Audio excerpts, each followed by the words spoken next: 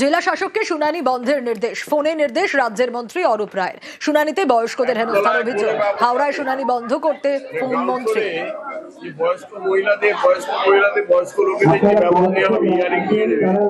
আমি নিজে এসেছি, কোনো ব্যবস্থা নেই নিচে, একতলায় কোনো ব্যবস্থা নেই। গ্রাউন্ড ফ্লোরে যে বয়স্ক মহিলাদের বয়স্ক লোকেদের যে ব্যবস্থা নেওয়া হবে হিয়ারিং নিয়ে নেবে, সেটা কোনো ব্যবস্থাই নেই। এখানে কেন উঠবে না, দোতলায় উঠবে না? আজকে হিয়ারিং বন্ধ করে দিই। এই বয়স্ক ভদ্রমহিলারা, এই বয়স্ক লোকেরা এসে তারা উপরে উঠবে, কোমরে বেল্ট বেঁধে সব।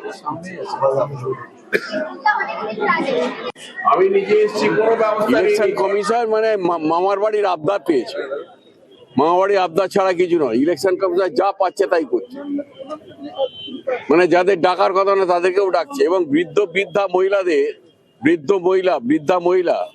92 বছর, 80 বছর, 82 বছর, তাদের যারা উঠতে পারে না সিঁড়ি, তাদেরকে সিঁড়ি দিয়ে উপরে উঠতে হবে। এরা শুধু বড় বড় কথা বলে, বিজেপির কথা মতো লাফালাফি করছে এখানে এসে। বাংলায় এটা হবে না, বাংলায় কোনো লাভ হবে না। যেটা বিহারে হচ্ছে সেটা বাংলায় হবে না, এটা মনে রাখি।